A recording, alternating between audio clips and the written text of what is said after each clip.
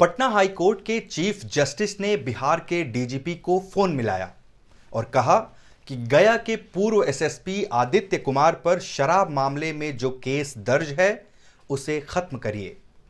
DGP साहब ने case के आईओ को कॉल किया। पता चला कि इन्वेस्टिगेटिंग ऑफिसर निजी काम से चेन्नई गया हुआ है। डीजीपी एसके सिंघल ने आईओ को तुरंत फ्लाइट पकड़कर पटना बुलवाया और महज कुछ घंटों में ही आईपीएस अधिकारी आदित्य कुमार को क्लीन चिट दे दी। चीफ जस्टिस ने फिर डीजीपी को कॉल किया और कहा कि पूर्णिया एसएसपी पर जो छापेमारी हुई है उसके बाद वहां जगह खाली हो रही है, इसलिए आदित्य कुमार की पोस्टिंग वहीं कर दीजिए।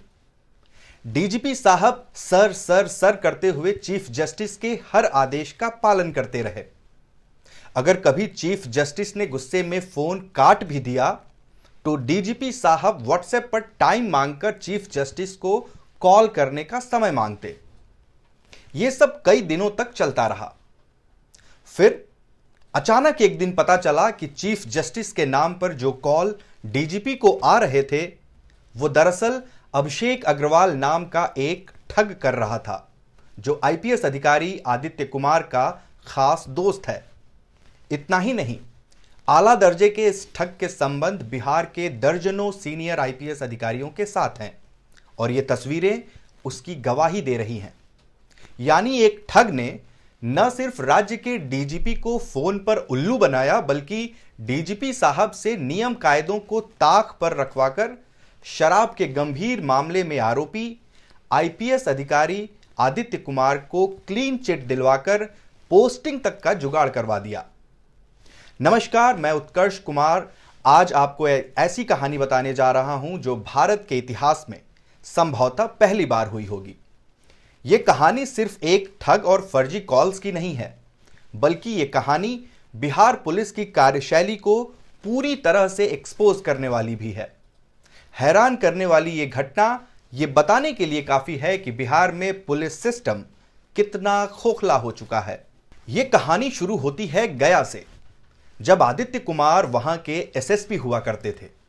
मार्च 2021 में फतेहपुर थाना अध्यक्ष पर भारी मात्रा में शराब पकड़े जाने पर बिना एफआईआर या जब्ती सूची में दर्ज किए शराब को कई कई दिनों तक थाने में रखने का आरोप लगा। मामला मीडिया में आने के बाद एएसपी मनीष कुमार ने जांच कर अपनी रिपोर्ट 2 अप्रैल 2021 को एसएसपी को सौंप दी। जांच रिपोर्ट में थानाध्यक्ष संजय कुमार की लापरवाही की पुष्टि हुई थी, लेकिन मामला ठंडे बस्ते में डाल दिया गया।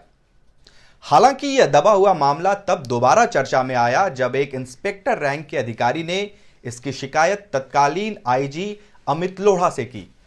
इस मामले को लेकर मगध रेंज के आईजी अमित लोढ़ा और एसएसपी आदित्य कुमार के बीच अनबन शुरू हो गई, लेकिन थानेदार संजय कुमार को निलंबित करने की बजाय एसएसपी ने 2 जून 2021 को फतेहपुर थाने से हटाकर पुलिस लाइन क्लोज कर दिया और 15 दिन बाद एसएसपी ने नरमी दिखाते हुए संजय कुमार को 12 चट्टी थाने में नियुक्त कर दिया।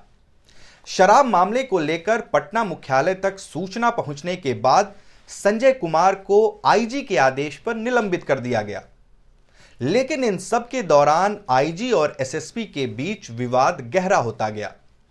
इस खींचतान को देखते हुए दोनों को ही वहां से हटा दिया गया और आदित्य कुमार को पुलिस मुख्यालय पटना में पोस्टिंग दे दी गई। इस दौरान शराब मामले की जांच कर रहे निगरानी विभाग ने फतेहपुर के तत्कालीन थानाध्यक्ष संजय कुमार और एसएसपी आदित्य कुमार दोनों की भूमिका संदिग्ध मानी और उसी आधार पर इसी साल मई में आईपीएस अधिकारी आदित्य कुमार पर गया के फतेहपुर थाने में एफआईआर दर्ज की गई। एफआईआर दर्ज होने के बाद आदित्य कुमार अग्रिम जमानत लेने कोर्ट पहुंचे, लेकिन उनकी जमानत याचिका खारिज हो गई, जिसके बाद से वो फरार चलने लगे। करीब 3 महीने तक फरार रहने के बाद आदित्य कुमार को पटना हाई कोर्ट से जमानत मिली, जिसके बाद वो दोबारा पुलिस मुख्यालय जाने लगे। लेकिन जमानत मिलने के बाद आईपीएस अधिकारी आदित्य कुमार ने ऐसी साजिश रची जिसकी कोई कल्पना भी नहीं कर सकता था। आर्थिक अपराध इकाई ने जो एफआईआर दर्ज की है उसके मुताबिक आदित्य कुमार ने अपने महाठग दोस्त अभिषेक अग्रवाल से केस खत्म कराने के लिए मदद मांगी। पटना के एक रेस्टोरेंट और आदित्य कुमार के दफ्तर में हुई कई मीटिंग्स में यह तय हुआ कि पटना हाईकोर्ट के चीफ जस्टिस संजय करोल के नाम पर डीजीपी एसके सिंघल को फर्जी तरीके से कॉल करके मनमाने ढंग से केस खत्म कराकर आदित्य कुमार की किसी जिले में पोस्टिंग कराने के लिए बाध्य किया जाएगा। इसी रणनीति के तहत अभिषेक अग्रवाल ने फर्जी तरीके से एक नाबालिग लड़के के नाम पर सिम कार्ड लेकर सबसे पहले व्हाट्सएप पर चीफ जस्टिस संजय करोल की फोटो लगाई और फिर डीजीपी एसके सिंघल को कॉल करने लगा। इस दौरान आदित्य कुमार ने कई गोपनीय दस्तावेज अभिषेक को उपलब्ध कराए, जो डीजीपी के पास जाने से पहले आदित्य कुमार के पास आते थे। अभिषेक इन्हीं रिपोर्ट्स का इस्तेमाल कर डीजीपी पर रौब झाड़ने लगा और कहता कि मैंने आपका यह काम करवा दिया है, और जब रिपोर्ट डीजीपी के पास पहुंचती तो वो काम वाकई में हो चुका होता था। अभिषेक ने इस तरह से डीजीपी का विश्वास जीता और फिर आदित्य कुमार पर दर्ज मुकदमा खत्म करने का दबाव बनाने लगा। इस दौरान आदित्य कुमार ने चीफ जस्टिस बनकर डीजीपी को 40 से 50 बार कॉल किया। कई बार तो नाराज होकर फोन काट देने पर डीजीपी ने पलटकर माफी भी मांगी। डीजीपी ने यह भी वेरीफाई नहीं किया कि कॉल करने वाला वाकई में चीफ जस्टिस है या नहीं, और सारे नियम कायदे तोड़ते हुए आनन फानन में 5 सितंबर को आदित्य कुमार को क्लीन चिट दिलवा दी। इतना ही नहीं, फर्जी चीफ जस्टिस के आदेश पर डीजीपी ने आदित्य कुमार की पोस्टिंग के लिए संचिका तक बढ़ा दी। सूत्रों के मुताबिक अभिषेक और आदित्य के करीबी बताए जाने वाले कथित सामाजिक कार्यकर्ता गोल्डन कुमार की गिरफ्तारी के बाद इस पूरे षड्यंत्र की परतें खुलनी शुरू हुईं। दावा है कि गोल्डन कुमार एक खास आईपीएस लॉबी के लिए दूसरे आईपीएस अधिकारियों के खिलाफ मुख्यालय में शिकायतें भेजा करता था। गया में तैनात एक सीनियर आईपीएस अधिकारी ने जब अवैध धंधों के खिलाफ शिकंजा कसा तो इस लॉबी ने उस अधिकारी के खिलाफ भी शिकायत भिजवाई। बताते हैं कि उस अधिकारी ने गोल्डन कुमार पर मानहानि का केस भी किया। इसी दौरान किसी मामले में गोल्डन कुमार की गिरफ्तारी हो गई और उसके फोन से अभिषेक अग्रवाल के साथ हुई बातचीत उस अधिकारी को मिल गई।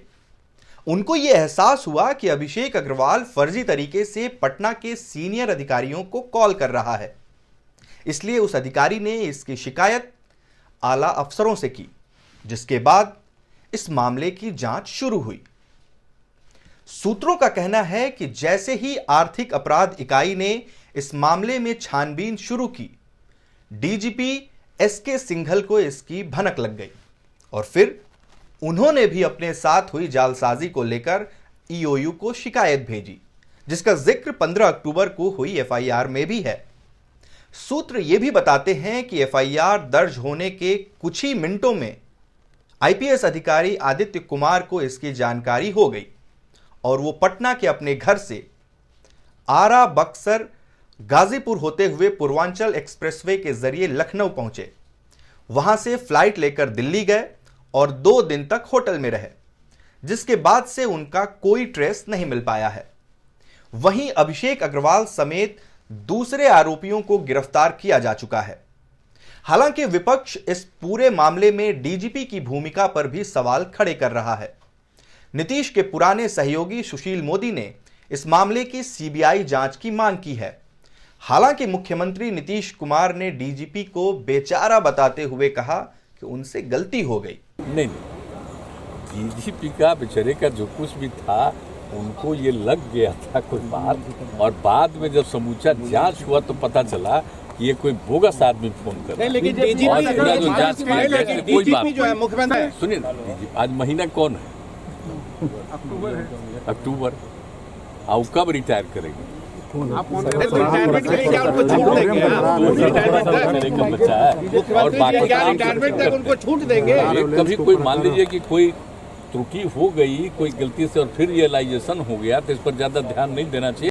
इस बाबत जब डीजीपी से सवाल पूछा गया तो वो मीडिया पर ही भड़क बैठे और गोल मोल जवाब देकर खुद को बचाने की सारी कोशिशें करते नजर आए। सीबीआई की जरूरत नहीं है। मैं फिर कह रहा हूँ, मुझे टिप्पणी नहीं करनी है ना।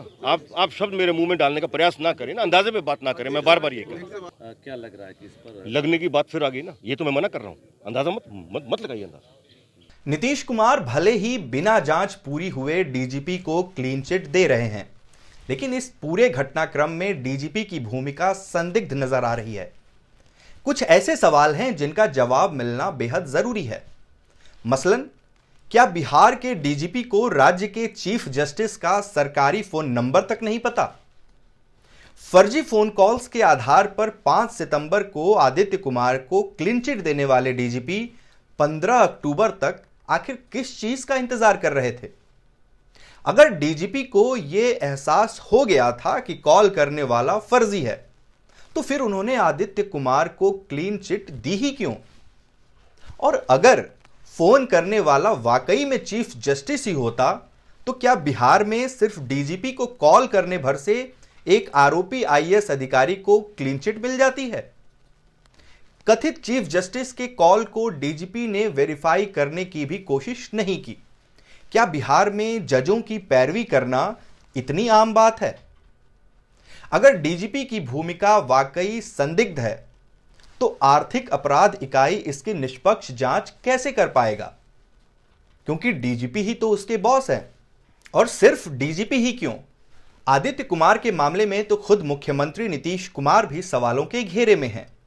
नीतीश के सहयोगी जीतन राम मांझी की पार्टी के प्रधान सचिव दानिश रिजवान ने 23 जुलाई को मुख्यमंत्री को पत्र लिखकर आदित्य कुमार की गिरफ्तारी की मांग की थी। उन्होंने लिखा था, बड़े से बड़ा नेता हो या और कोई भी, शराबियों को आप कहीं से भी नहीं बख्शते। परंतु गया के पूर्व एसएसपी आदित्य कुमार का नाम जैसे ही सामने आता है, ऐसा प्रतीत होने लगता है कि कहीं न कहीं से प्रशासनिक अमला उस व्यक्ति को बचाने में लगा हुआ है।